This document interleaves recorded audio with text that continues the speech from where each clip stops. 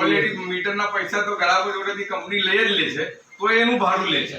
અને જે 10 દિવસનું જો 2000 રૂપિયા આવતો હોય છે, માણા 8000 અત્યારે ફિક્સ રેટમાં રાખે છે, તો એ લોકો ઘર કઈ રીતે ચલાવી શકે?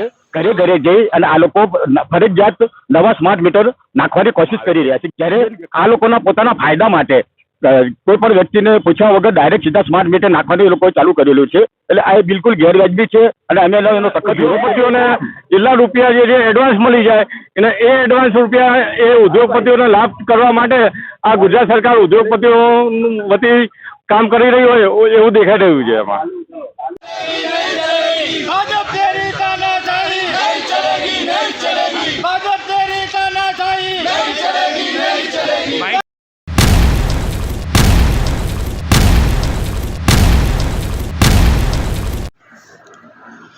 ગુજરાતમાં ખાનગી કંપનીઓએ સ્માર્ટ મીટર પ્રોજેક્ટ શરૂ કર્યો છે. આના કારણે સામાન્ય જનતાને ખૂબ જ આર્થિક તંગી ભોગવવી પડી રહી છે. સ્માર્ટ મીટરમાં અનેક ખામીઓ હોવાના કારણે આમ આદમી પાર્ટીએ સ્માર્ટ મીટરની યોજનાને રદ કરવા માટે અમદાવાદ કલેક્ટરને આવેદનપત્ર સોંપ્યું હતું. આવેદનપત્રમાં આમ આદમી પાર્ટીએ માંગણી કરી છે કે લોકો ખૂબ જ મોંઘવારીનો માર ઝીલી રહ્યા છે અને સ્માર્ટ મીટરની યોજનાએ લોકોને વધુ આર્થિક ભીંસમાં મૂકી દીધા છે, જેના કારણે લોકોમાં ખૂબ જ ગુસ્સો અને નારાજગી છે. વડોદરા, સુરેન્દ્રનગર, સુરત સહિત અનેક શહેરોમાં લોકોએ સ્વયંભૂ રસ્તા ઉપર ઉતરીને સ્માર્ટ મીટર પ્રોજેક્ટનો વિરોધ કર્યો હતો. સર, આજે જે રીતે આંદોલન સ્માર્ટ મીટરને લઈને આવેદન આપવામાં આવી રહ્યું છે, શું કહેશો?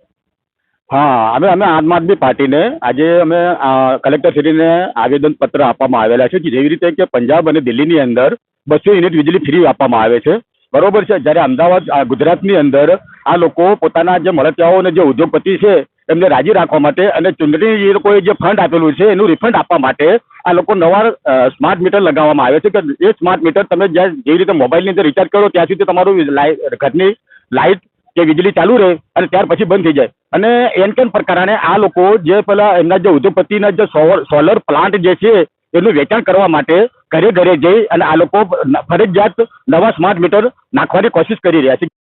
ખરેખર બિનકાયદેસર છે કે જ્યારે જરૂર હોય ત્યારે તમે વીજળી બિલ કનેક્શન લેવા માટે તમારે 7,000 કે 10,000 તમારે એનું એસ્ટિમેટ આવે છે અને એ વીજળી એ તમારા ઘરે મીટર નાખવામાં આવે છે. જ્યારે આ લોકોના પોતાના ફાયદા માટે કોઈ પણ વ્યક્તિને પૂછ્યા વગર ડાયરેક્ટ સીધા સ્માર્ટ મીટર નાખવાનું એ લોકોએ ચાલુ કરેલું છે. એટલે આ બિલકુલ ગેરવાજબી છે અને અમે એનો સખત વિરોધ કરીએ છીએ અને આમ આદમી પાર્ટી આ સ્માર્ટ મીટર બિલકુલ ચલાવી નહીં લઈ જાય.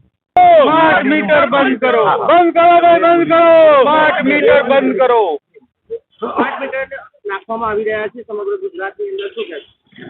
અત્યારે પબ્લિક ઉપર મોંઘવારીનો ભાર આટલો બધો વધી રહ્યો છે, ત્યારે સરકાર એમાં રાહત આપવાના બદલે સ્માર્ટ મીટરનું ગલકું ગાલીને પબ્લિકને લૂંટવાનો કારસો કરી રહી છે. સરકાર અહીંયા ગુજરાતની અંદર જે પબ્લિકને લૂંટે છે તેની સામે આમ આદમી પાર્ટી સખત વિરોધ કરે છે. અને જેમ આમ આદમી પાર્ટીએ દિલ્હી અને પંજાબની અંદર લોકોને વીજળીની અંદર બિલમાં રાહત આપી એ રીતે ગુજરાતના લોકોને પણ રાહત મળવી જોઈએ. અને એના માટે અમે આજે આવેદનપત્ર આપવા આવ્યા છીએ કલેક્ટર કચેરીએ. શું લાગે છે ઇલેક્શન પછી શું જો કદાચ ભારતીય જનતા પાર્ટીની સરકાર બને છે તો શું સમગ્ર ગુજરાતની અંદર સ્માર્ટ મીટર નાખવામાં આવશે તો આમ આદમી પાર્ટી કઈ રીતે વિરોધ કરશે? અમે ઉગ્ર વિરોધ કરીશું. એને દરેક નાગરિક જોડે આના માટે જઈશું કે જાગૃતિ લાવવા માટે કે ભાઈ આ જે છે ખોટી રીતે તમને લૂંટ ચલાવવામાં આવે છે, કારણ કે સ્માર્ટ મીટરની જરૂરત જ નથી. હવે જિલ્લા યુનિટ વપરાય એ સાદા મીટરમાં પણ તમે એ નોંધ કરીને એનું બિલ ચૂકવી શકો છો. તો આ પહેલાંથી આ પ્રીપેડ મીટરનું જરૂર ક્યાં છે? આજે બધી જગ્યાએ તમારી જોડેથી પહેલાં પૈસા ઉઘરાવી લેવામાં આવે છે.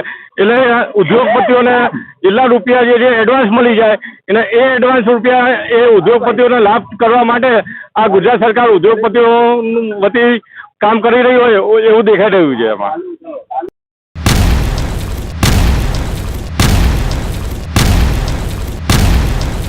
दिव्य सरदार न्यूज़, सब पर नजर, सबकी खबर.